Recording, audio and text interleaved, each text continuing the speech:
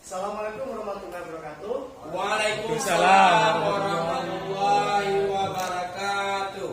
Alhamdulillah pada siang yang berbeda ini masih diberikan kesempatan dan kesehatan sehingga ini masih bisa berkumpul di ruangan Dewan Guru dalam rangka designasi guru penggerak Angkatan 8 Kabupaten Nagan Raya yang akan disampaikan oleh Pak Agus Surasa. Selanjutnya salam salam dikatakan itu yang alam bisa salam kita dalam perjalanan keadaan alam seperti yang kita sekarang ini. Baik Bapak Ibu yang kami hormati, sebenarnya terima kasih atas kehadirannya Bapak Ibu untuk menyaksikan presentasi designasi guru penggerak Angkatan 8 yang tentunya akan disampaikan oleh Pak Agus Surasa. Baik sebelum itu, sebelum masuk ke acara inti kita, untuk selanjutnya kita berikan kesempatan kepada Pak Kepala Sekolah untuk memberikan kata sambutan sekaligus membuka acara pada hari ini. Pada Pak Kepala Sekolah, silakan dengan segala hormat. Terima kasih kepada Mas Moderator. Bismillahirrahmanirrahim. Assalamualaikum warahmatullahi wabarakatuh. Waalaikumsalam warahmatullahi wabarakatuh.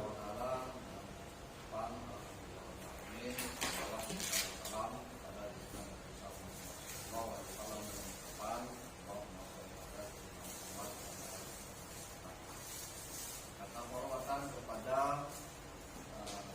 CGP dalam guru penggerak dan kepada Bapak Ibu yang tentunya telah membantu dan mensupport guru penggerak ini sehingga pada acara designasi program guru penggerak modul yang ke-1 Kabupaten Nagan Raya. Jadi tidak ada kata-kata lain selain selamat berjuang. Semoga apa yang diharapkan dari nilai-nilai yang ditentukan nantinya bisa hasil, kemudian menjadi motivasi pada yang lain-lainnya, rekan-rekan yang lainnya. Dengan adanya 2 orang calon guru penggerak di sekolah kita ini, SMK Negeri 1 Nagan Raya, merupakan langkah awal untuk kepada rekan-rekan yang lainnya. Semoga semua guru-guru kita bisa bergerak semua. Yang intinya inilah langkah awalnya, kemudian yang lain-lainnya terus mensupport rekan-rekan kita ini supaya bisa sukses.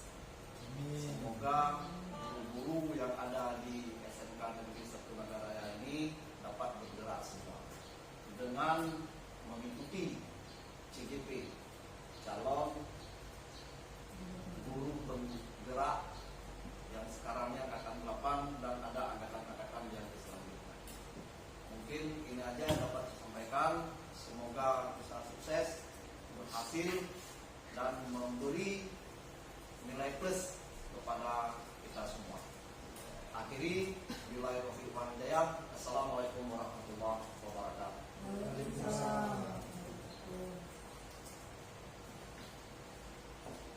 Terima kasih kami ucapkan pada Pak Kepala Sekolah yang sudah memberikan kata sambutan sekaligus membuka acara ini.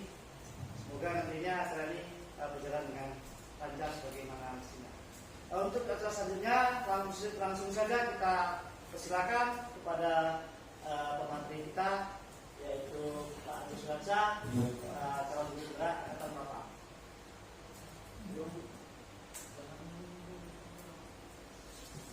Baik, untuk menjelaskan acara untuk hari ini, persen untuk selanjutnya kita berdoa dimulai.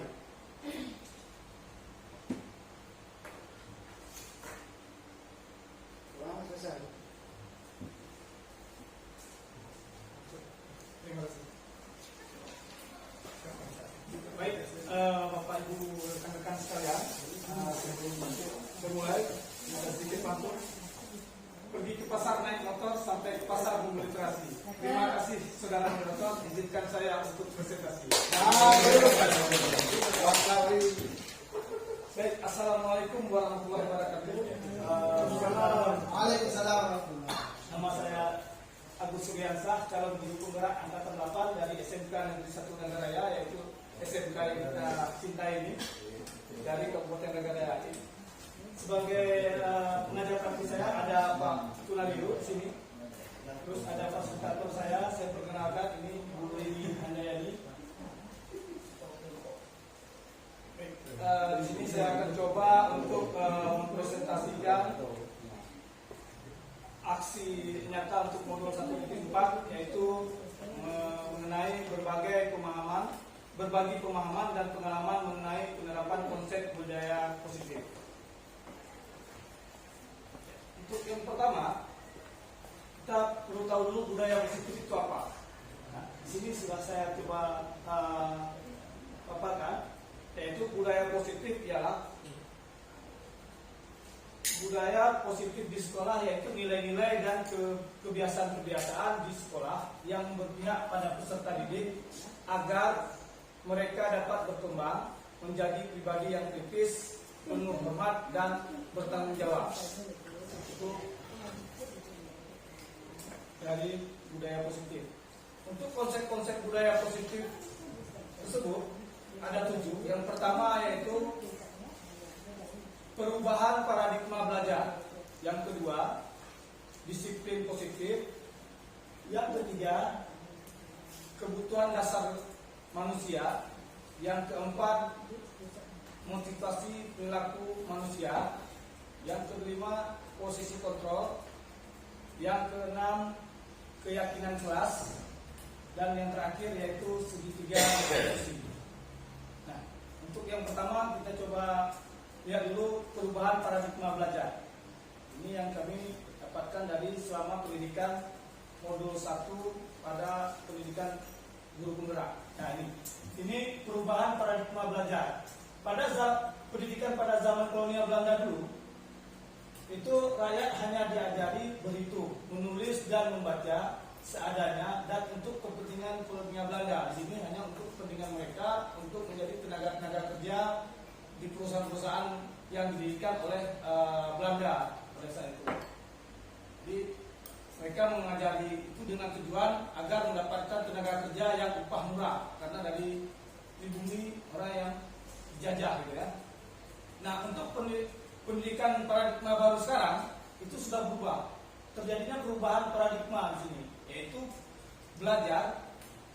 pendidikan berpusat pada murid untuk mencapai kebahagiaan lahir dan batin yang setinggi-tingginya. Nah, itu paradigma belajar, perbedaan paradigma pada zaman kolonial Belanda dulu dengan paradigma belajar pada saat ini yang kita lakukan. Selanjutnya, apa itu paradigma pendidikan baru? Saya bahas di sini, yaitu pembelajaran yang berorientasi pada penguatan kompetensi dan pengembangan karakter yang sesuai dengan nilai-nilai Pancasila. Pembelajaran paradigma baru memastikan praktik pembelajaran yang berpusat pada murid, yang mana setiap murid belajar sesuai dengan kebutuhan dan tahap perkembangan untuk mewujudkan profil pelajar Pancasila. Itu tahapannya seperti kita lihat sekarang, ada dari PAUD ya, TK, SD, SLTP, SMA atau SMK, perguruan tinggi, serta pasca sarjana. Nah, itu sudah bertahap. Kalau dulu tidak ya. Itu menurut Kemendikbud tahun 2022. Nah, selanjutnya kita coba bahas budaya positif yang kedua, yaitu konsep disiplin dengan identitas gagal. Nah, ini identitas gagal ya yang kita lakukan selama ini. Jangan sampai kita melakukan konsep disiplin dengan identitas yang gagal. Di sini saya coba presentasikan yang pertama, hukuman. Kalau kita memberikan hukuman kepada siswa, yang pertama pasti itu menyakitkan, tidak nyaman, memaksa, murid jadi takut, murid menyembunyikan kesalahannya, murid jadi rendah diri. Nah, itu kalau kita sering memberikan hukuman kepada siswa yang membuat pelanggaran. Nah, ini salah satu akibat-akibat dari kegagalan proses pendidikan. Nah, bagaimana kita tidak menghukum siswa yang salah? Terus kalau siswa yang berprestasi, bagaimana kita akan memberikan penghargaan atau hadiah? Nah, ketika kita selama ini memberikan penghargaan atau hadiah, ternyata juga ada identitas gagalnya. Apa itu identitas gagalnya? Yang pertama, tidak efektif. Yang kedua, merusak hubungan, sifat iri terhadap kawan-kawan yang tidak kita berikan hadiah atau penghargaan tersebut. Nah, yang ketiga, mematikan kreativitas siswa. Siswa yang lain yang tidak kita berikan hadiah tadi. Nah, terus yang keempat, menghukum dengan sistem ranking. Nah, sering menggunakan sistem ranking pada kelas ya. Nah, itu ada beberapa negara termasuk Jepang juga yang saya kemarin lihat, ada beberapa sekolah memang tidak menggunakan sistem ranking lagi pada tahap atau level dasar, sekolah dasar. Jadi di situ hanya diajarkan bagaimana masalah pendidikan karakter dan sosial masyarakat. Nah, di sini yang kelima, merampas hak menghargai dirinya.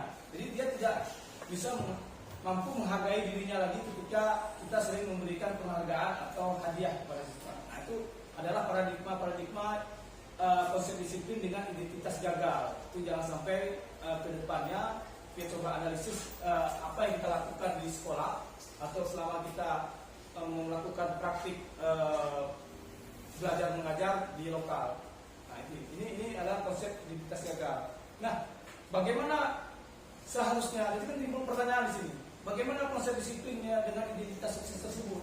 Nah, ini coba saya terangkan. Nah, ini konsekuensi. Ini penguatan jangka pendek. Terjadinya penguatan jangka pendek, perlunya monitoring berkelanjutan. Jadi setiap suatu peraturan yang kita berikan, kita akan melakukan monitoring berkelanjutan. Jadi bukan hanya sekali pada saat itu diterapkan, tapi ada skala waktu terjadwal. Stimulus respon. Yang ketiga, 4, murid menghormati peraturan. Bagaimana caranya kita agar siswa tersebut menghormati peraturan yang telah kita sepakati di sekolah ini, peraturan-peraturan sekolah yang telah kita buat. Nah, ini perlu kita lakukannya.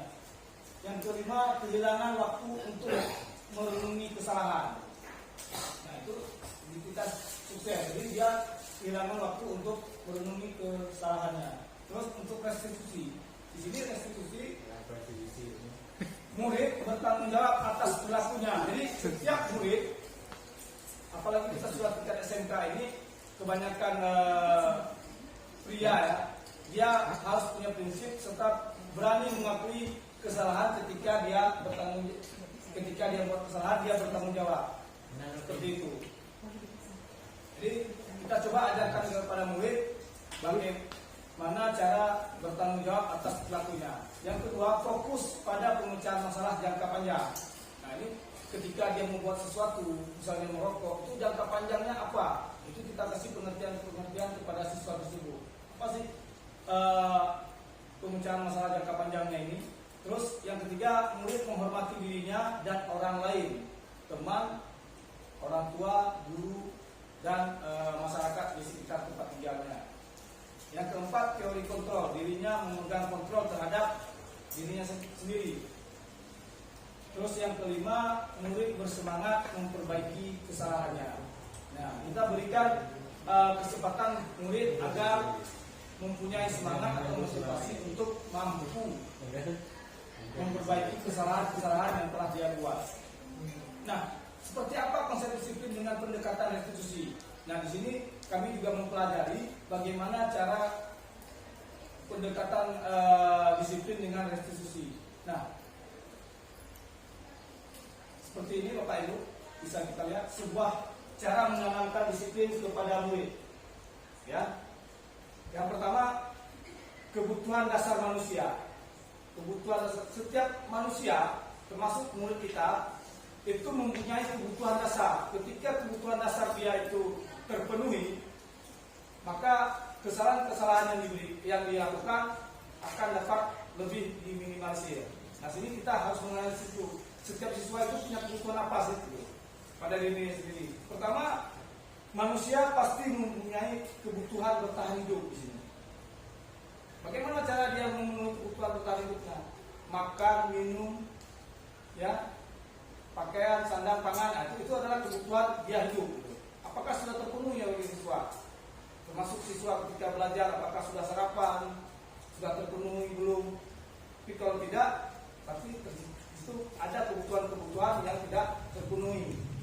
Nah, itu salah satu faktor terjadinya kesalahan-kesalahan yang dibuat oleh siswa kita. Yang kedua, faktor kebutuhan dasar manusia, kasih sayang dan rasa diterima. Terkadang siswa ini kurang mendapatkan kasih sayang dari orang tuanya di sini, ya, dan rasa diterima di lingkungan keluarga, lingkungan sekolah maupun di lingkungan tempat tinggalnya. Nah, itu. Apabila hal ini tidak terpenuhi rasa kasih sayang, maka ada kesalahan-kesalahan yang akan dia buat untuk mendapatkan kasih sayang dan rasa diterima di lingkungan tempat tinggalnya. Nah, itu salah satu kebutuhan. Apabila ini terpenuhi, maka seperti saya katakan tadi, kesalahan-kesalahan yang dibuat itu tidak terjadi. Nah, yang selanjutnya itu penguasaan. Ya, ada kebutuhan penguasaan. Bagaimana kebutuhan penguasaan itu? Seperti dia memiliki sesuatu benda, bahan, dia menguasai enggak itu bahan itu. Nah, jadi jangan dirinya merasa dikuasai oleh orang lain. Kita harus tahu siswa ini dia dalam belajar dia punya penguasaan nggak untuk melakukan pembelajaran tersebut, atau hanya karena ketakutan kepada gurunya atau tekanan-tekanan dari rumah atau orang tuanya sini. Nah, itu jangan sampai terjadi hal seperti itu. Kita harus tahu dia ketika dia melakukan kegiatan dia di sekolah ini, dia dalam kendali dirinya atau dikendalikan oleh orang lain. Nah, itu adalah satu prinsip dari penguasaan di sini. Terus juga kebebasan. Nah, di sini hampir sama mungkin kebebasan tadi, ya, dia terasa terbebas atau terkekang selama melakukan proses belajar mengajar di sekolah di dalam lokalnya. Bebas nggak dia melakukan sesuatu atau hanya tidak terbebas. Jadi semua melakukan hal-hal, anak yang melakukan hal-hal atau tindakan-tindakan selalu ada intervensi dari orang tua, kawan, guru, akan kita. Itu kita berikan kebebasan kepada anak mengeksplorasi dirinya sendiri. Nah, selanjutnya kesenangan, ini yang terakhir. Nah, itu juga terkadang kebutuhan belajar siswa itu mampu nggak kita penuhi. Dia ingin belajarnya apa gitu? Dia kesenangannya di mana? Baratnya dia istilahnya motivasinya atau keinginannya, cita-citanya atau yang ada dalam dirinya itu terpenuhi nggak dengan dia belajar di sekolah kita ini? Jangan-jangan dia nggak senang sekolah itu. Dia senangnya ketika pulang aja. Senangnya ketika pulang dia bisa duduk di warung atau bermain dengan teman-temannya, itu sebuah kesenangan. Bagaimana kita menciptakan bahwasanya timbul kesenangan siswa ketika dia berada di sekolah dan ketika dia melakukan proses pembelajaran. Baik, saya rasa bisa dipahami ya Bapak Ibu ya. Ya. Nah, ini kita lanjut kembali ke sini. Apa itu restitusi? Nah, ini kan termasuk kalimat atau kata-kata yang masih janggal atau baru pertama. Ada beberapa bagian dari kita mungkin baru pertama mendengar kata-kata restitusi. Ini istilahnya ya, istilah restitusi. Apa sih restitusi itu? Kok sekarang lagi viral-viralnya selalu disebut restitusi seperti apa? Nah, di sini saya coba memaparkan pengertian dari restitusi ini dari dosen tahun 2004. Sini sudah menerangkan bahwasanya restitusi adalah proses menciptakan kondisi bagi murid untuk memperbaiki kesalahan mereka hingga mereka bisa kembali pada kelompok mereka dengan karakter yang lebih kuat. Jadi ketika siswa melakukan sebuah kesalahan, bagaimana caranya kita jangan sampai dia nanti menjadi minder. Saya sudah berbuat ini loh, saya kena hukuman. Akhirnya dia nanti kembali ke lingkungan atau ke kawan-kawannya, dia malah bukan mendapatkan suatu pelajaran atau bisa memperbaiki dirinya, malah menjadi bahan bulian gitu, menjadi bahan bulian oleh teman-temannya di lokal. Nah inilah dari diskusi bagaimana dia bisa kembali ke kelompoknya dengan karakter yang lebih kuat. Kita berikan pengertian bagaimana dia cara memperbaiki kesalahannya dan tidak mengulangi lagi, karakternya lebih kuat ke depan. Selanjutnya, apa itu ciri-ciri restitusi? Yang pertama, ciri-ciri restitusi yaitu menguatkan dan fokus pada solusi. Jadi yang ketika kita menemukan siswa yang mempunyai permasalahan, kita harus fokus kepada solusi, bukan fokus pada kesalahan yang dia buat. Jadi kita harus cara pemecahan masalahnya, kita harus berfokus pada solusi yang akan kita berikan kepada si anak ini. Nah, yang selama ini kan kita hanya berfokus kepada kesalahan siswa. Kamu buat apa? Kenapa kamu bersalah? Tidak boleh seperti ini. Kita mencoba mencari apa itu solusi yang bisa kita berikan kepada siswa sehingga dia tidak melakukan kesalahan tersebut di kemudian hari. Yang kedua, fokus pada karakter bukan pada tindakan. Nah, jadi kita berfokus pada karakter anak ini, bukan tindakan yang dia lakukan. Ketika dia misalnya sering mengejek temannya, ya, ataupun berarti karakter si anak ini kita lihat dia lebih tidak bisa menghormati teman-temannya, tidak bisa menghormati daripada orang lain. Nah, itu bukan tindakannya itu yang kita lihat. Jadi fokus pada karakternya. Anak ini karakternya seperti apa, atau kenapa dia berbuat kesalahan ini. Nah, ini yang mesti kita lihat, kita kaji. Karakter seperti apa yang dimiliki oleh siswa ini. Nah, selanjutnya, bukan menebus kesalahan, namun belajar dari kesalahan. Jadi kita bukan mengajak si anak menggiring opini ketika kita menghadapi si anak ini. Bagaimana caranya dia menebus kesalahannya. Kamu sudah berbuat salah ini, berarti kamu harus membersihkan WC atau harus membersihkan kelas atau adalah hukuman-hukuman lain. Berarti itu kita sudah berfokus pada kesalahannya, menebus kesalahan dia. Tapi di sini kita coba paradigma tersebut. Ini paradigma restitusi ini yaitu belajar dari kesalahannya. Kita lebih fokus bagaimana dia mampu belajar dari kesalahannya. Kita giring dia untuk mampu memikirkan bagaimana caranya dia belajar dari kesalahan yang ada. Tapi bagaimana dia menebus kesalahannya itu. Nah, itu kedepannya kita akan coba melakukan praktek seperti ini. Inilah yang kami dapatkan dari belajar beberapa minggu ini di pendidikan Gunung Gerak.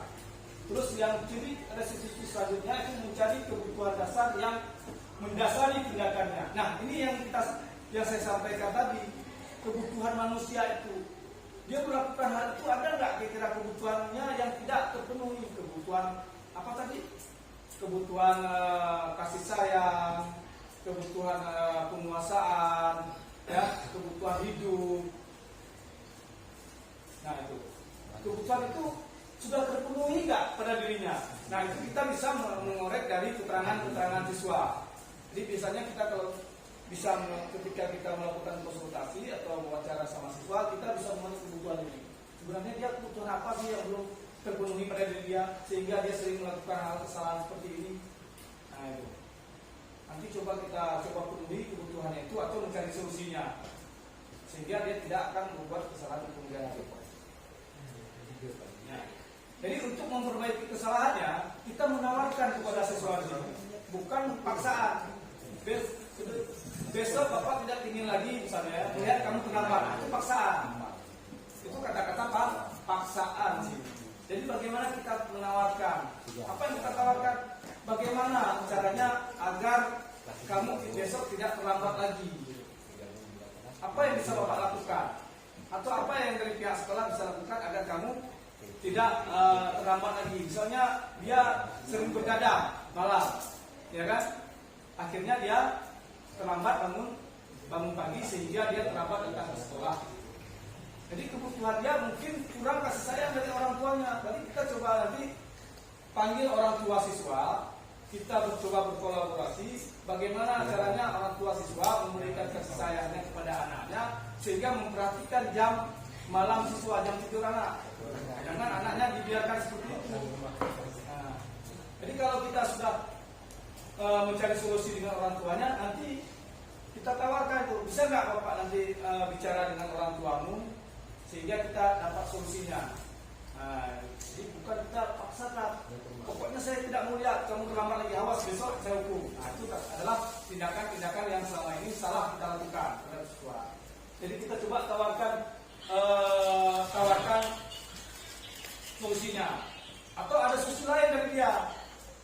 Misalnya, oh Pak, saya kalau bisa seperti ini, apakah kita mampu melakukannya dengan tawaran dari beliau atau bahkan nanti kita mencoba melakukannya bersama-sama di sini. Ya Bapak Ibu ya. Bagaimana Pak? Ada pertanyaan? Belum ya? Oke. Kita lanjut ya. Nah, memperbaiki hubungan. Nah, jika siswa membuat kesalahan, kita bukannya malah memperburuk suasana, kita tidak memperbaiki hubungan sama siswa. Nah, ini ketika siswa itu membuat suatu kesalahan, bagaimana cara kita memperbaiki hubungan dengan siswa?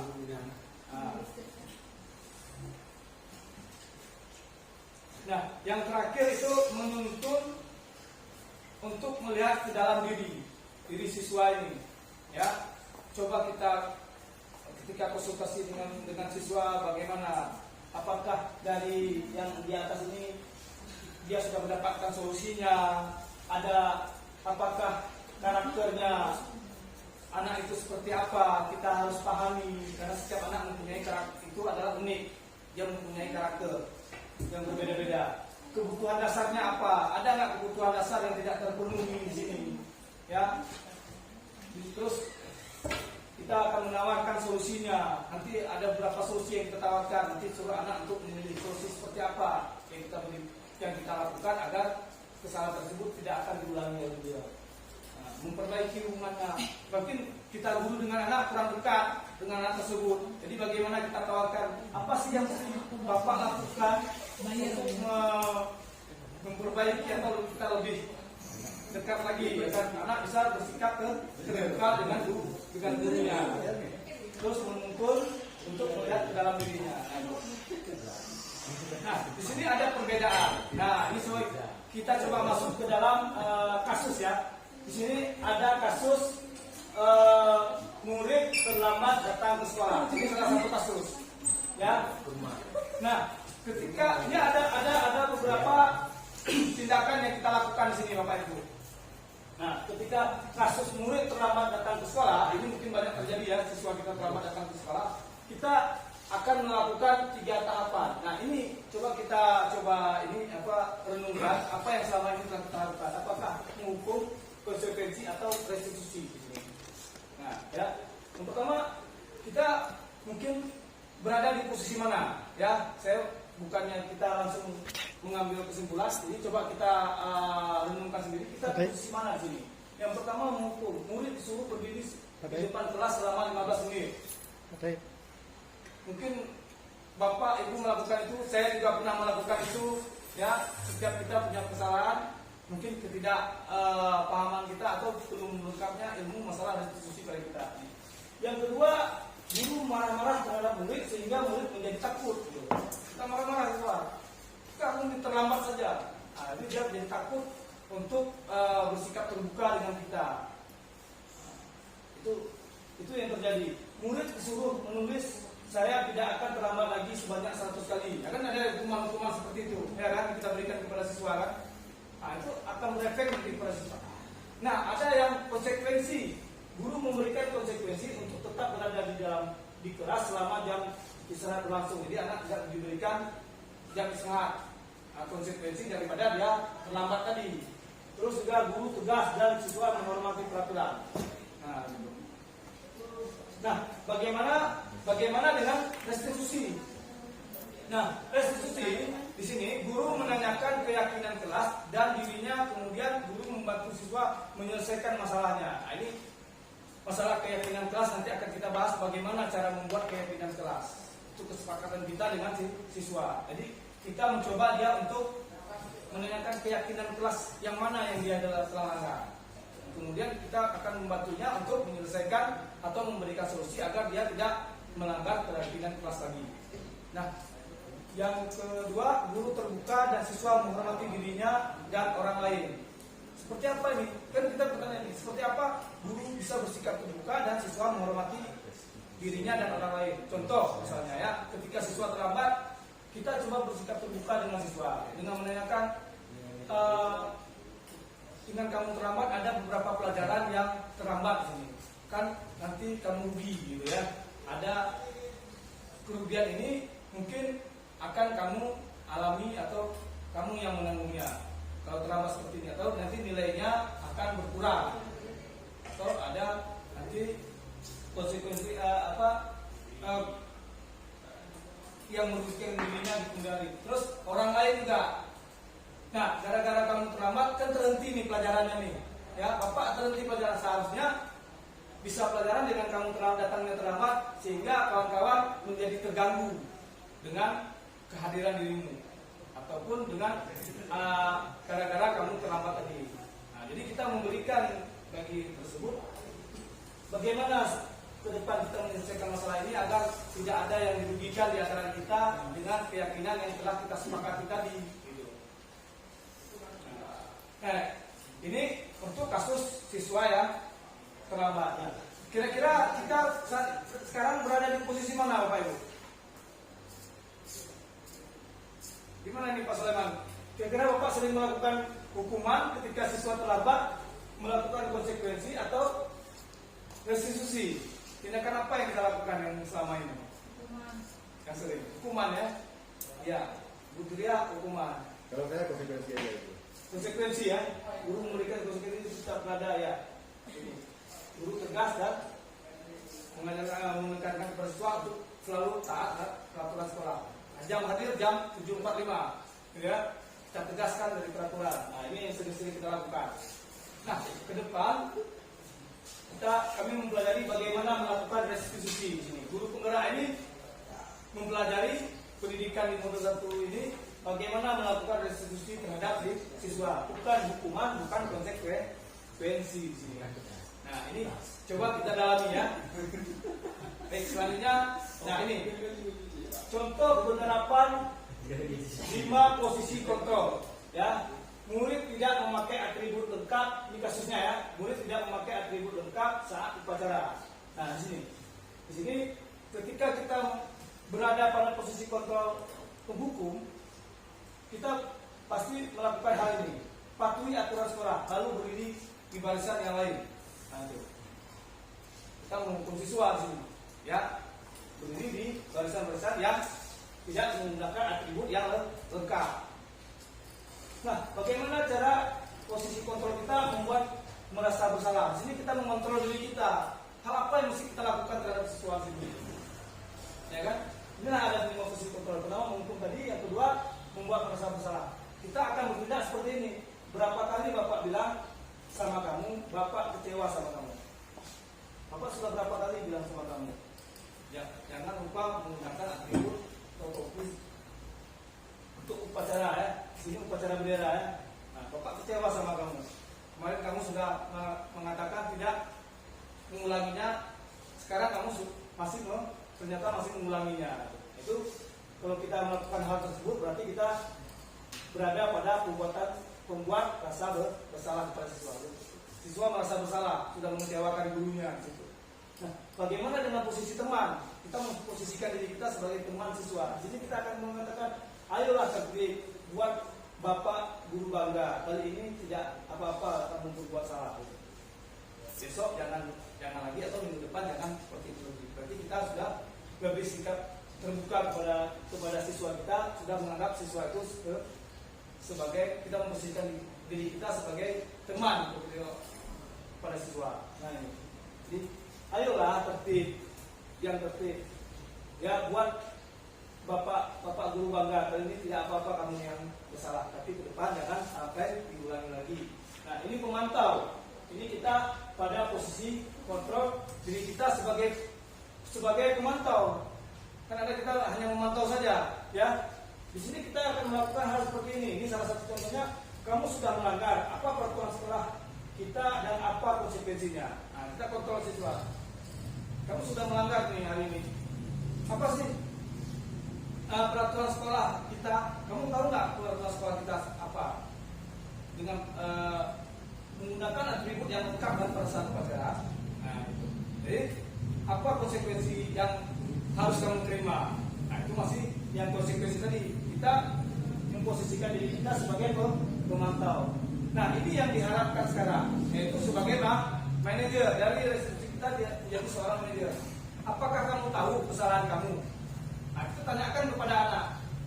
Dia untuk melihat dalam dirinya. Apakah kamu tahu kesalahan kamu? Jangan-jangan siswa tidak tahu kesalahannya. Nah, jadi dia tidak tahu kesalahannya. Bagaimana dia cara memperbaiki? Dia tidak tahu dia salah. Minimal kita tanyakan dulu dia membuat kesalahan atau tidak sini. Oh, saya berbuat salah Pak. Apa salahnya? Ada seperti itu. Kira-kira bagaimana cara kamu memperbaiki kesalahan kamu ini? Nah, ini yang saya terangkan tadi. Kita tawarkan solusi oleh dia kepada siswa tersebut. Kira-kira bagaimana cara kamu akan memperbaiki kesalahan tersebut? Nah, nanti dia, saya gini Pak, saya belum ada atribut saya hilang atau bagaimana? Nanti saya akan mencoba meminta kuliah baru kepada orang tua saya. Atau saya nggak berani ngomong sama orang tua saya. Oh, apakah bisa bapak yang bicara atau menyampaikan ke orang tua? Kan bisa solusinya. Atau hilangnya di mana atributnya? Nah, itu kita coba tawarkan solusi-solusi seperti itu. Jadi anak merasa dekat dengan kita ketika kita menawarkan kesalahannya dan kita menanyakan kesalahan apa yang telah kamu lakukan.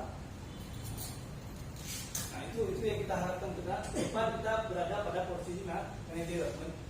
Tidak menekankan kesalahan, menekankan kesalahan atau mengorek-ngorek kesalahan siswa, memberikan hukuman, tapi kita lebih fokus kepada karakter si anak atau mencarikan solusinya. Mungkin karakter anaknya memang nggak mau menggunakan atribut yang lengkap mungkin. Ini anaknya karakternya memang seperti ini. Bagaimana solusinya ini? Nah, itu. Ya kan? Nah, itu kita cari solusinya. Jadi fokus kepada solusi, bukan kepada kesalahan yang dilakukan oleh siswa. Insya Allah kalau kita sudah menemukan solusinya, ke depannya kesalahan tersebut mudah-mudahan tidak akan terulang lagi. Nah, untuk menerapkan posisi manajer ini, apakah kamu tahu kesalahan kamu? Jadi kita harus membuat dulu kesepakatan kepada siswa. Kesepakatan seperti apa yang kita terapkan kepada siswa, sehingga setiap upacara, misalnya ada kesepakatan setiap upacara sekolah hari Senin kita datangnya lebih jam sekian, misalnya 7.45 lebih cepat menggunakan atribut. Kita sepakat nggak menggunakan atribut misalnya? Oh nggak sepakat misalnya. Karena kenapa? Ya? Oh sepakat. Nah, nanti kalau sudah sepakat, nanti berarti sudah ada kesepakatan kelas yang nanti kita sebutkan lebih ke keyakinan kelas. Nah, sini kita coba. Kenapa? Yang selama ini kan kita lakukan kesepakatan kelas di situ. Jadi timbul pertanyaan, keyakinan kelas itu apa? Ya, kenapa keyakinan kelas di sini? Kenapa tidak peraturan kelas namanya? Kenapa nggak kata tertib kelas atau peraturan sekolah? Kenapa sekarang berubah namanya menjadi keyakinan kelas? Kan timbul pertanyaan kan? Sering kita dengar sekarang, tadi juga kita dengar keyakinan kelas. Sebenarnya keyakinan kelas itu apa? Kenapa nggak selama ini kita gunakan lumrah aja? Peraturan kelas kayak kata tertib kayak apa namanya ya kan yang sering kita gunakan. Nah sekarang kita akan mencoba membuat sebuah keyakinan kelas di sini. Nah kenapa harus keyakinan kelas? Bagaimana pembentukan keyakinan kelas? Nah di sini keyakinan kelas berbeda dengan peraturan kelas dengan antar kelas. Di sini ada perbedaannya, pertama dia lebih abstrak dari peraturan. Dia lebih bersifat abstrak atau verbal, disiplin misalnya. Di jatuhnya Keyakinan kelas itu kami akan disiplin. Disiplin itu seperti apa? kayak budaya gitu ya. Iya, betul sekali. Jadi kita disiplin. Disiplin itu kan lebih abstrak ya. Datang tercepat tepat waktu juga disiplin, gitu ya. Pulang tepat waktu juga disiplin. Nah, menggunakan seragam yang lengkap juga disiplin kita ya kan. Nah, itu banyak lebih abstrak gitu. Disiplin. Jadi kami misalnya keyakinan kelas siswa lebih akan disiplin. Yang kedua sedikit saja agar mudah diingat. Nah, jadi peraturan kelas sekarang kan panjang tuh, akan datang jam sekian tepat waktu macam itu banyak. Ya, di sini dia lebih sedikit dan singkat. Nah, yang ketiga ini berupa pertanyaan yang universal di sini. Jadi ketika dia tidak menggunakan atribut tadi salah satu contoh kasus, kamu sudah melanggar keyakinan kelas yang mana? Kamu sudah tidak melakukan keyakinan kelas mana? Pasti dia akan melihat keyakinan kelas yang bertanggung jawab atau keyakinan kelas disiplin. Saya sudah tidak menaati ketentuan kita tentang disiplin, Pak. Jadi yang keempat sesuai dengan kondisi kelas agar sudah diterapkan. Jadi kita membuat keyakinan kelas itu harus sesuai dengan kondisi kelas kita. Jadi jangan kita membuat kesepakatan kelas tidak sesuai dengan kondisi kelas yang kita ngajar. Karena kondisi ngajar di sekolah dasar, sekolah lanjutan, SMP, SMA, bahkan kita SMK ini berbeda-beda kondisi kelasnya. Tidak mungkin keyakinan kelasnya akan sama di sini. Punya perbedaan karakter siswa, punya perbedaan daripada kebutuhan siswa. Nah, yang kelima dibuat dalam bentuk positif, kalimat-kalimat positif. Nah, kami akan saling menghormati. Jadi saling menghormati termasuk di situ berarti tidak boleh mengejek teman, tidak boleh membuli, ya, tidak boleh mengambil barang teman. Kita menghormati. Kalau meminjam barang teman harus diizin. Itu juga sifat-sifat daripada saling menghormati. Nah, sini. Itu dia. Dibuat dalam bentuk yang positif. Selanjutnya yang terakhir, semua warga kelas dilibatkan pada saat pembuatan kelas. Jadi kita jadwalnya memang semua siswa, wali kelas itu ada atau hadir atau ambil-ambil dalam membuat keyakinan kelas tersebut sehingga dapat dipahami oleh semua warga sekolah. Nah, nanti ke depan kita coba akan membuat, atau ini salah satu contoh saya telah membuat keyakinan kelas di kelas. Nah, ini tahapan pembuatan keyakinan kelas. Nah, seperti ini. Jelas apa ya? Pak. Ya. Pak Muhtar, apa Pak Muhtar ya? Apa? Ya, di sini tulisannya Pindah ada dulu ini. karena yang paling belakang Pak Muhtar ya, mungkin udah agak ini kan jauh kan. Tulisannya agak kecil ya di sini. Ini proses pembuatan keyakinan kelas yang pertama itu guru bersama siswa membuat keyakinan kelas. Di sini yang kita buat berdiskusi tentang peraturan kelas. Kita berdiskusi tentang peraturan kelas seperti apa yang kita buat pada siswa. Tidak boleh makan di dalam kelas, makan harus di kantin, makan harus di jam istirahat. Nah, tidak boleh keluar masuk, ya, tanpa izin. Tidak boleh mengambil barang teman. Tidak boleh misalnya mengganggu teman yang lagi belajar, atau tidak boleh ngobrol lagi guru menerangkan pelajaran. Nah, itu kita buat berdiskusi tentang peraturan kelas. Terus kita rumuskan peraturan tentang kelas tersebut. Kita rumuskan kalau tidak boleh membuli teman, tidak boleh mengganggu teman, tidak boleh mengambil barang teman. Berarti itu masuk ke dalam menghargai, saling menghargai sesama, ya kan? Kita menghargai teman. Ya, jangan mudah-mudahan ada siswa yang badannya besar tidak menghargai temannya seenaknya, membuli atau macam sebagainya. Ini kita buat di sini peraturan. Yang ketiga, peraturan kelas menjadi keyakinan kelas. Nah, kita ubah keyakinan kelas itu menjadi keyakinan kelas di sini.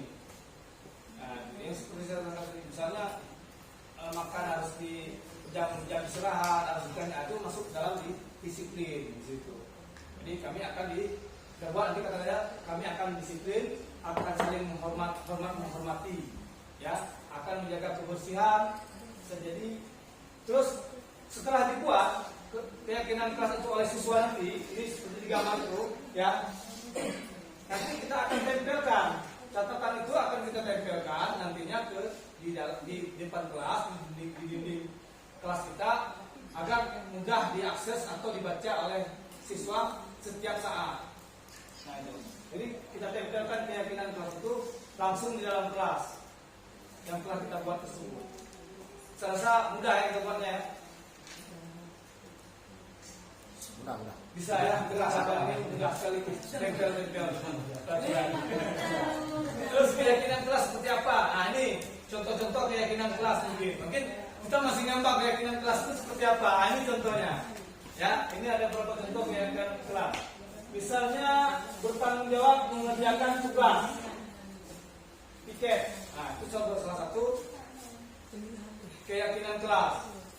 Tugas mengerjakan tugas piket itu apa aja misalnya? Ya kan, membersihkan ruang kelas, menyapu papan tulis, ya kan? Iya, dari apalah catatan video. Terus misalnya membersihkan kaca, ya, agar penerangan ventilasinya lebih bagus. Terus juga nanti yang selanjutnya bersikap tenang saat pelajaran berlangsung. Nah, ini juga bersikap tenang ini tidak keluar masuk. Nah, seperti ini ya. Ya, tidak keluar masuk ke saat pembelajaran. Nah, itu tidak membuat keributan, tidak ngobrol. Itu juga menjadi, ini kan kata-kata yang lebih abstrak. Ada lagi disiplin dan bersikap jujur. Nah, selanjutnya ada contoh lagi, misalnya keyakinan kelasnya bersikap sopan dan menghormati guru. Berarti dia seperti 5S lah ya. Pokoknya 5S itu salam, senyum, sapa, sopan, santun. Nah, itu masuk ke dalam bersikap sopan dan menghormati guru. Terus saling tolong menolong di sini. Nah, saling tolong menolong teman. Ya. Jadi tolong menerangkan, mungkin dia ada yang kurang paham terhadap pelajaran yang diterangkan, jadi kita tolong menerangkan, bukan menolong mengerjakan PR-nya atau menolong memberi contekan. Nah, itu adalah karakter yang kurang baik di situ. Jadi saling tolong menolong kita garis bawahi nanti siswa. Nah, atau dalam tolong menolong melakukan sebuah kejahatan, tapi tolong menolong dalam melakukan sebuah kebaikan. Terus hidup rukun dengan teman. Nah, itu rukun. Jadi tidak ada berkelahi di situ, kan? Tidak ada ras, ya, mengejek-ngejek ras atau suku. Jangan sampai itu terjadi di dalam kelas. Nah, itu kita pahami itu. Jadi hidup rukun dengan teman, maupun yang berbeda agama, berbeda kulit, warna kulit. Nah, kita mungkin dia sering ngejek si hitam, si putih, atau si apa. Itu jangan sampai. Jadi nanti kita coba menerapkan keyakinan kelas di hidup rukun dengan teman.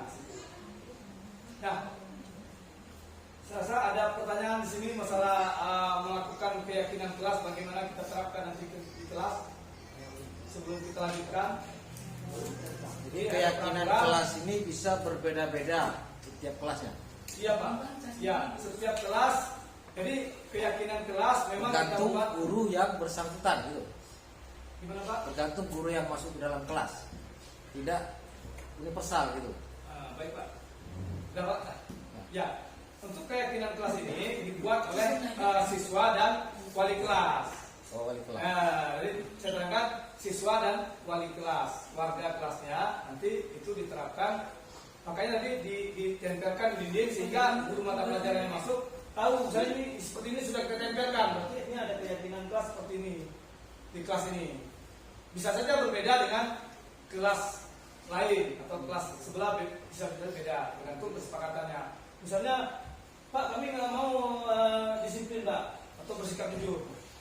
Nah, mungkin tidak atau tidak mau bertanggung jawab dalam mengerjakan tugas piket. Kalau bisa kelas kita nggak usah ada piket Pak, gitu. Kan udah ada apa namanya, sudah ada kebersihan sekolah, gitu. Ngapain kita harus jadi piket? Nah, itu juga kita terangkan siswa. Bisa jadi kan siswa tidak mau, jadi tidak ada kesepakatan di situ, tidak ada keyakinan ke kelas dalam mengerjakan tugas di piket di situ. Bisa jadi itu salah satu perbedaan-perbedaannya. Ya kan? Ada lagi pertanyaan Pak? Ya. Terus untuk setelah keyakinan kelas ini kita buat nantinya di lokal, ketika terjadi pelanggaran keyakinan kelas, seperti apa kita harus mengucapkan keyakinan kelas tersebut? Misalnya ada siswa yang tidak saling atau tidak bersikap sopan dengan gurunya misalnya, ya. Ada guru dia model lewat terus, tidak atau masuk tanpa mengucapkan salam. Assalamualaikum tidak diucapkan, berarti dia sudah melanggar peraturan keyakinan kelas yang bersikap sopan dan menghormati guru. Nah, ada di yang kami pelajari di guru penggerak ini, itu ada namanya istilah segitiga restitusi. Cara pengecahan masalahnya sehingga siswa nanti bagaimana tidak mengulangi kesalahan tersebut. Nah ini. Nah, apa sih segitiga restitusi itu? Nah, ini segitiga restitusi. Suatu proses dialog yang dijalankan guru atau orang tua agar dapat menghasilkan siswa yang mandiri dan bertanggung jawab.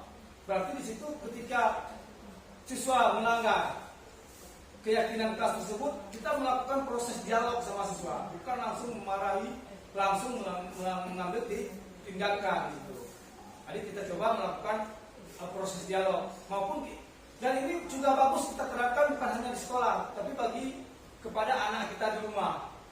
Nah, ketika dia melanggar keyakinan yang kita buat, ya kita coba melakukan hal dialog dengan siswa, sehingga siswa itu nanti dia lebih mandiri, lebih merasa bertanggung jawab terhadap dirinya sendiri. Nah seperti apa segitiga restitusi? Nah ini, ya. Mungkin ini agak kecil ya, mungkin yang di belakang kurang nampak, Pak Ibu, maaf. Itu ada tiga tahapan restitusi. Yang pertama, ketika anak melakukan kesalahan, kita harus menstabilkan identitasnya dulu. Bagaimana cara menstabilkan identitas anak dulu? Jangan langsung kita judge anak ya, jangan kita langsung marahi.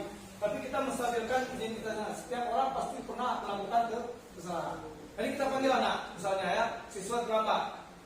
Jangan kamu terlambat, jadi kita panggil dia berdialog. Tadi kita ambil contoh yang mana nih? Tidak saling menghormat, yang melanggar aja ya, terlambat datang ya, sering terlambat. Nah, kita terangkan anak, kenapa kamu terlambat? Pasti dia punya alasan-alasan. Ya seperti saya terangkan tadi, ada kebutuhan-kebutuhan dia yang tidak terpenuhi. Jadi kita mengungkapkan di sini, setiap orang pasti pernah melakukan kesalahan. Bapak juga pernah melakukan kesalahan, ya. Bapak sebagai guru juga pernah melakukan kesalahan tersebut. Nah itu kita menstabilkan identitas supaya anak jangan merasa takut atau terasa terhukum di situ. Jadi kita stabilkan dulu emosinya anak, ya. Gak apa-apa kamu melakukan kesalahan, ya kan? Semua orang pasti melakukan sebuah kesalahan di sini. Nah, terus yang kedua, validasi tindakan yang salah. Nah, apa yang kita lakukan validasi tindakan yang salah? Tekan oke aja. Ya.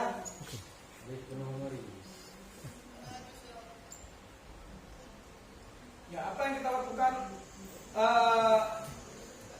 tindakan yang salah di sini? Ya. Yang pertama, kamu tentu punya alasan mengapa melakukan ini. Nah, setiap orang melakukan kesalahan pasti punya alasan. Ya, pasti punya alasan atau punya pembelaan diri atau mempunyai apa yang bagusnya kata-katanya di sini. Mempunyai penyebabnya dia melakukan kesalahan. Nah, itu yang kita tanya pada proses dialog sama anak. Ya, kamu pasti punya alasan mengapa terlambat gitu. Oh, saya begadang, terlambat bangun, atau kereta saya bocor, saya mesti ke bengkel dulu, ya kan? Macam-macam lah. Nah, itu kita setelah anak itu stabil, ya, dia tidak merasa tertekan, baru katanya alasannya kenapa, apa penyebabnya. Ya, yang ketiga itu menanyakan keyakinannya. Kamu ingin menjadi orang seperti apa? Besok jangan sampai terlambat lagi. Kamu maunya seperti apa? Ini kita tawarkan tadi. Apa yang bisa Bapak lakukan? Apa yang bisa Bapak kasih solusi agar kejadian ini tidak terulang lagi? Nah, itu kita tawarkan. Ya, selanjutnya kita coba nih. Ini menstabilkan identitas. Ini tujuannya apa? Berdasarkan prinsip membuat kesalahan adalah bagian dari proses pembelajaran. Jadi setiap anak melakukan kesalahan, dia harus bukan kesalahan itu yang kita lihat, tapi bagaimana, yang terpenting adalah bagaimana caranya dia belajar dari kesalahan yang telah dia buat. Nah, itu yang perlu kita tekankan, ya. Jangan kita menekankan anak tersebut, ya, terhadap kesalahan yang dilakukan, tapi kita tekankan dia bagaimana dia mampu belajar dengan kesalahan tersebut, sehingga besok jangan sampai terlambat bangun bagaimana, jangan sampai kendaraannya terjadi, transportasinya terkendala, dia belajar dari kesalahan itu. Terus menggeser identitas gagal ke identitas yang sukses. Jadi sehingga ketika kegagalan dia hari ini datang tepat waktu, besok atau kedepannya dia akan menjadi sukses untuk datang lebih awal atau tepat pada waktunya. Nah, itu menstabilkan identitas. Validasi di sini, validasi yang tanya salah. Berdasarkan prinsip setiap perilaku berupaya memenuhi suatu kebutuhan tertentu. Ya, guru akan bergeser dari pemikiran stimulus respon menjadi proaktif. Jadi kita bukan merespon ketika terjadi anak melakukan kesalahan aja. Ya, jadi kita bagaimana caranya ke depannya kita di sini di sekolah ini kita harapkan juga, ya, kita lebih proaktif terhadap anak sehingga anak tidak mempunyai peluang untuk melakukan kesalahan di situ. Seperti anak merokok di kantin. Kita setelah mendapat anak merokok, ya, melakukan kesalahan, baru kita di situ melakukan tindakan. Sebenarnya bagaimana supaya anak tidak merokok, kita nggak melihat. Bagaimana kita proaktif terhadap supaya anak itu tidak melakukan hal kesalahan. Contoh misalnya kita coba melihat isi tas bawaannya, ada nggak dia bawa rokok di situ. Dan kalau dia bawa rokok itu kita ambil atau kita sita, otomatis dia tidak akan membuat kesalahan merokok di sekolah. Begitu. Kita lebih proaktif itu sehingga anak tidak melakukan kesalahan. Jangan kita mengambil tindakan ketika anak berbuat salah. Nah, itu coba kita perbaiki ini sebagai evaluasi kita bersama. Yang mana sih yang kita lakukan itulah tujuan-tujuan dari pendidikan guru penggerak ini. Terus selanjutnya mengenali dan mengakui kebutuhan siswa akan memperbaiki hubungan dengan siswa. Kita lebih tahu karakter anak ini seperti ini loh. Dia memang agak mungkin karena dia tinggalnya di daerah pasar mungkin, maka dia intonasi dia ngomong agak lebih keras gitu. Ataupun nih anak ini dari keluarga yang lembut sedikit dapat omongan yang bernada tinggi, dia langsung merasa sedih gitu siswa, ya kan? Nah, itu coba kita lihat kebutuhannya seperti apa, kita memperbaiki hubungan dengan siswa. Jadi ketika dia berbuat kesalahan, coba kita memperbaiki kesalahan, bukan makin kita jauhi siswa tersebut, bukan makin kita cas, ya, ini memang anak ini memang jahat, ya. Memang jahat anak itu, nggak boleh kita seperti itu. Jadi bagaimana cara kita lebih dekat, semakin anak berbuat salah, kita mencoba lebih dekat dengan siswa tersebut. Tujuannya sehingga kesalahannya, dia bisa belajar dari kesalahannya dan tidak mengulangi kesalahan tersebut. Yang menanyakan keyakinan di sini, siswa akan diberi pertanyaan-pertanyaan bermakna untuk memunculkan motivasi yang intrinsik. Ya, mampu mengaitkan keyakinan dengan tindakan yang salah. Dia mampu mengaitkan. Buat Pak, saya itu hari ini saya tidak sopan, gitu ya, atau saya hari ini tidak disiplin. Ya. Baik Bapak Ibu, di penghujung ini ada contoh segitiga penerapan segitiga restitusi yang saya coba lakukan peragakan di kelas. Nah, ini ada kasus, ya. Ada kasus di sini. Yang pertama kasusnya ini cuma diperagakan pada demonstrasi kontekstual, ya. Rosi tidak terima tugasnya selalu dicontek oleh Ibnu misalnya, ya. Ya. Dia marah dan tidak dapat menahan emosinya. Nah, di sini saya coba putarkan videonya, ya. Seperti apa sih penanganan masalah tersebut? Nanti.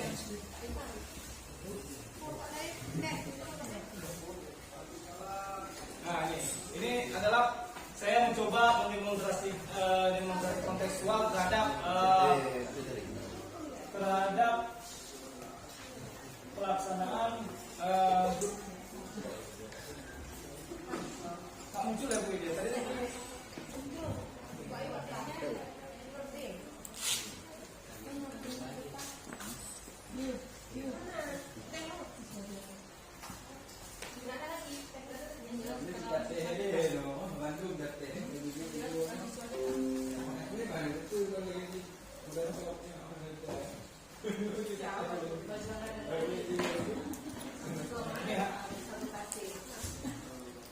Ini cuma prakteknya. Nah,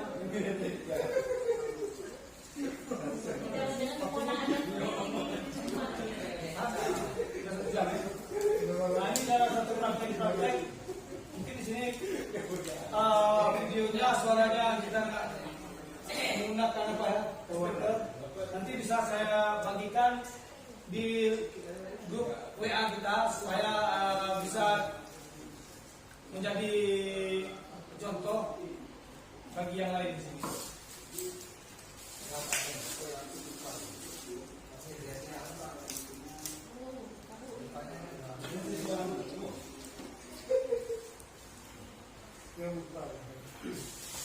Ya baik, Bapak Ibu, Pak Setin ini mana? Ya.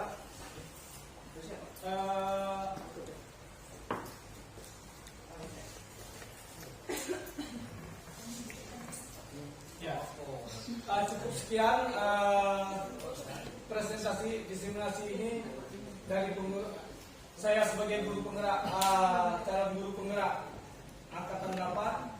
Mohon maaf apabila ada kesalahan.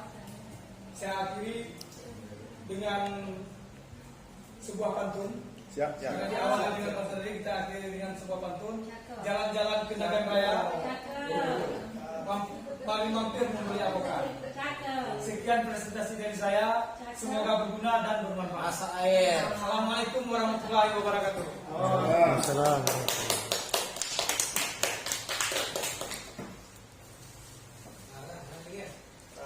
Terima kasih kita ucapkan kepada Pak Agus yang sudah presentasi lebih kurang 1 jam. Jadi mudah-mudahan apa yang disampaikan tadi dapat menjadi suatu pembelajaran juga bagi kita. Nantinya kita terapkan di kelas pada anak didik kita. Semoga kita nantinya mengajar menjadi yang lebih baik. Baik, saya sebagai moderator sebelum kita tutup, kita berdoa dulu. Kita berdoa dulu dengan membaca Alhamdulillah.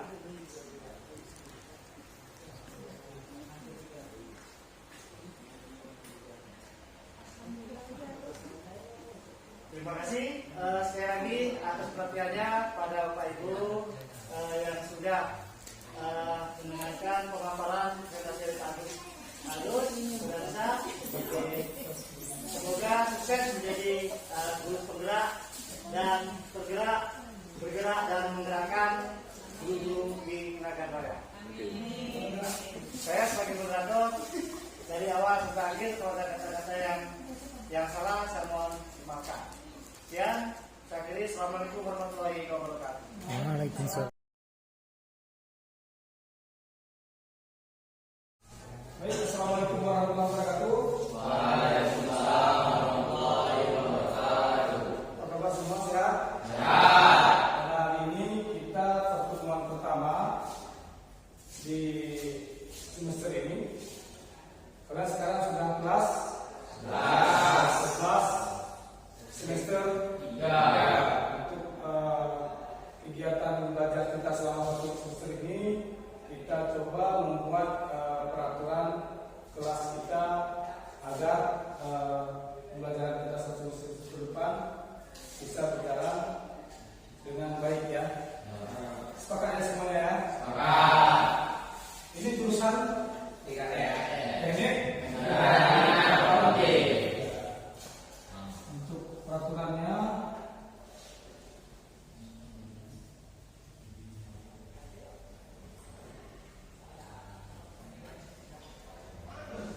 Ya, silakan kita usulkan peraturan kelas. Nanti Bapak coba kita tempelkan ya. Ini ada kertas, Pak bagikan. Silakan buat peraturan kelas yang kita sepakati selama 1 semester ini.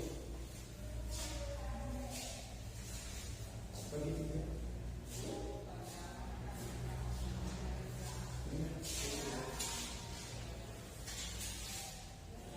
peraturan apa yang kita sepakati selama proses belajar di kelas. Silakan ditulis, nanti ditempelkan semuanya, ditempelkan sini. Terus ini ya.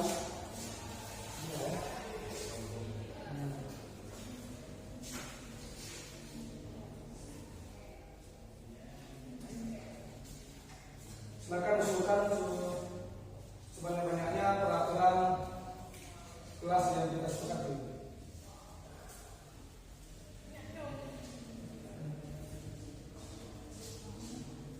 Ya, yang benar silakan ditempelkan.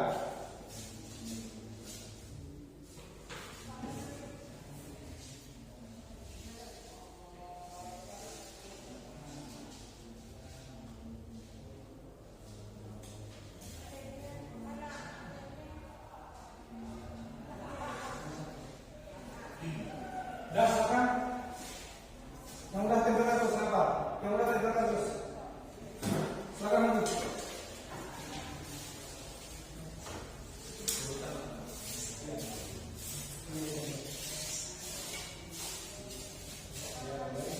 Oke.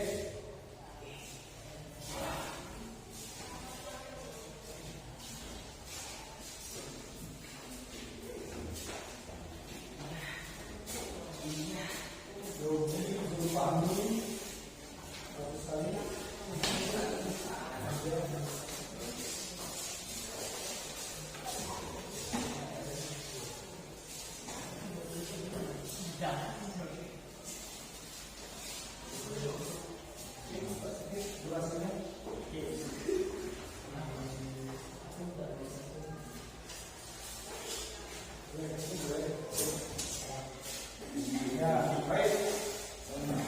Ini akan Bapak sudah mengumpulkan peraturan kelas, ya. Di sini Bapak coba baca. Yang pertama, berpakaian rapi. Bagus sekali. Jadi kita sepakat semua bahwasanya masuk ke dalam kelas pakaian kita harus rapi. Sepakat ya? Harus tidak membawa HP. Oke, ini sudah sesuai dengan peraturan sekolah kita. Tidak sombong ketika bertemu, ya. Boleh tidak lupa menggunakan salam, mengucapkan salam, saling mengingatkan guru saat menjelaskan. Tidak tidur dalam kelas, tidak terlambat masuk kelas, tidak malas belajar, tidak makan dan minum. Nah, ini di sini ada sekitar 9, ya. 9 ini nanti coba kita rumuskan menjadi keyakinan kelas.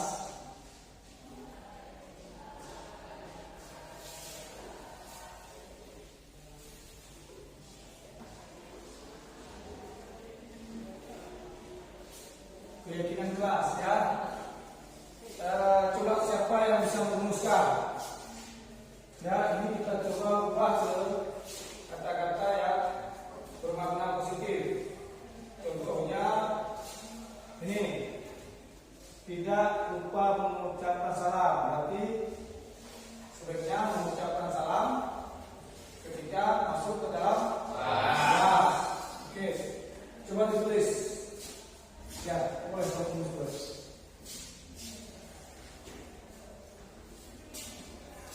Maka tidak lupa mengucapkan salam. Mengucapkan salam ketika masuk kelas. Baik. Yang lain silakan. Kira-kira yang mana dari itu?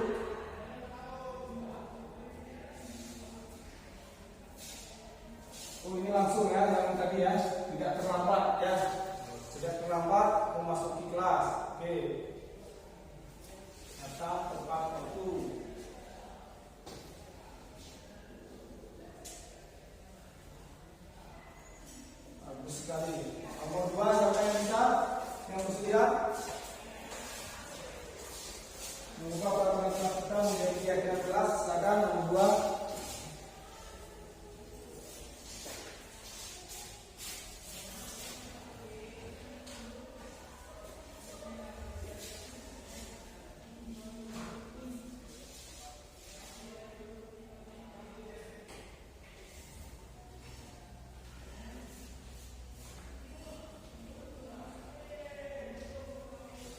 Baik, selanjutnya masih ada lagi tegur sapa saat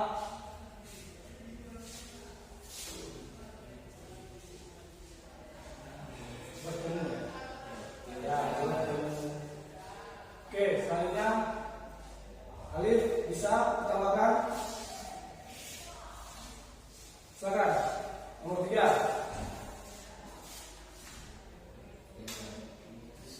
Siapa? Bisa atau tidak? Oke, silakan. Nomor 3.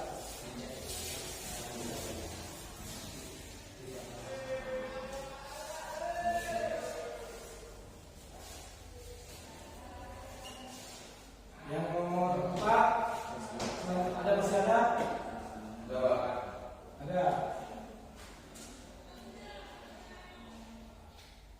Ya, Pak, silakan.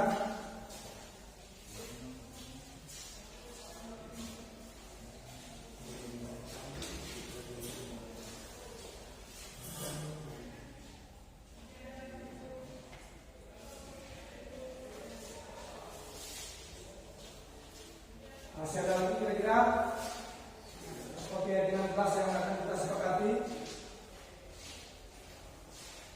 Ada siapa yang mau maju? Kamu? Ya, selanjutnya langsung yang kelima.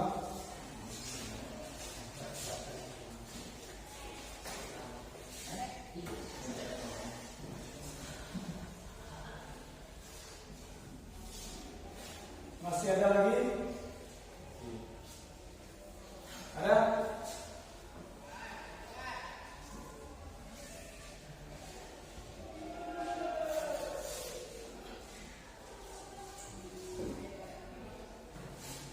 Kamu? Ada? Dengan kelas apa yang perlu kita sepakati selama 1 semester ini?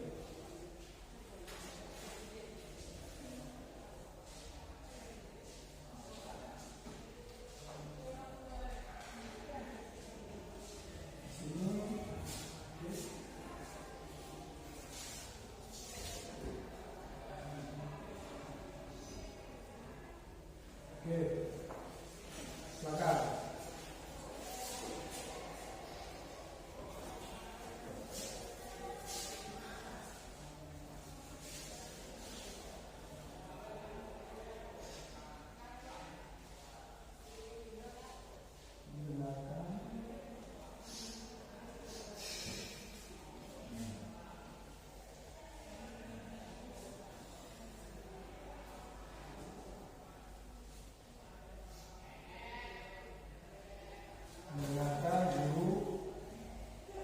Mendengarkan guru apa? Ya, mendengarkan ya guru menjelaskan. Boleh.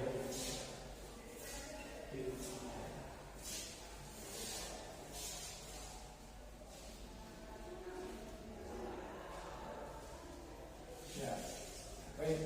Ini kata-kata kita akan kita ubah ke pimpinan kelas kita menjadi beberapa dari peraturan yang kita sepakati ini. Kita mengubah bentuk pimpinan kelas. Yang pertama, datang tepat waktu. Sepakat? Nomor 2, selanjutnya tegur sapa saat bertemu. Sepakat ya? Mau bertemu guru, bertemu teman, ya kita harus saling tegur sapa. Selanjutnya, semangat dalam belajar. Belajar, tapi ini tidak tidur ya. Tidak malas-malasan selama kita belajar. Terus 4, mengucapkan salam. Sepakat? Ketika masuk kita harus mengucapkan salam. Contohnya kita umat muslim mengucapkan assalamualaikum. Ya, baik. Selanjutnya nomor 5, makan minum hanya pada saat jam istirahat ya. Sepakat ya? Pada jam istirahat kantin ya. Terus yang keenam, terakhir nih, mendengarkan ketika guru menjelaskan. Sepakat? Artinya tidak boleh mengobrol, tidak boleh keluar masuk, atau tidak boleh ya tidur main HP atau ngapain. Penting kita harus mendengarkan saat menjelaskan. Nah, dari kelima ini, dari keenam ini kita rumuskan menjadi keyakinan jelas. Yang pertama, ini masuknya kemana nih? Kita katakan dulu. Disiplin ya. Keyakinan jelas di sini di disiplin. Oke. Yang kedua, tegur sapa, saling ketemu, saling menghormati ya.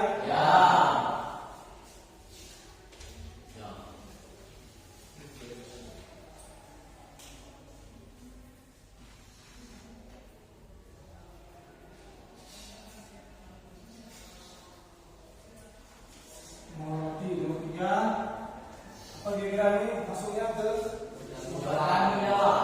bertanggung jawab ya.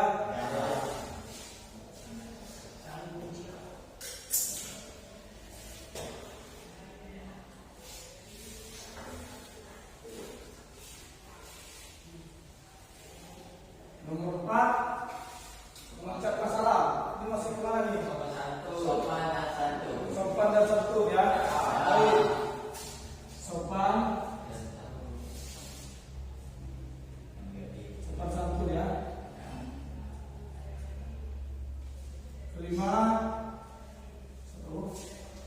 Kelima, masih kemana nih? Makan, minum, menjaga ketertiban ya. Jadi kita punya keyakinan jelas menjaga ketertiban.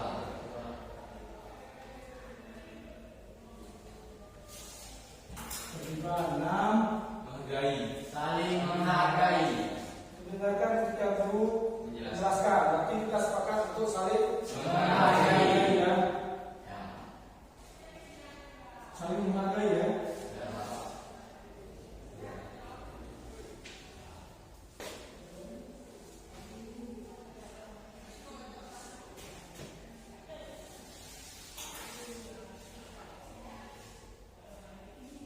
Baik, anak sekalian, berarti hari ini kita sudah sepakat mempunyai keyakinan keras ada 6 poin, ya. Yang pertama disiplin, kedua saling menghormati, yang ketiga bertanggung jawab, sopan dan santun, menjaga ketertiban dan saling menghargai. Itulah keyakinan keras yang kita sepakati untuk kita terapkan atau kita jalani bersama selama 1 semester pada kelas 11 semester 3 ya, sepakat. Nanti ini akan kita tempelkan di, kita salin ulang nanti kita buatkan dalam kertas kartu, nanti kita tempelkan di dinding boleh, untuk sama-sama menjadi kontrol kita di dalam proses belajar mengajar semester ini. Baik, terima kasih.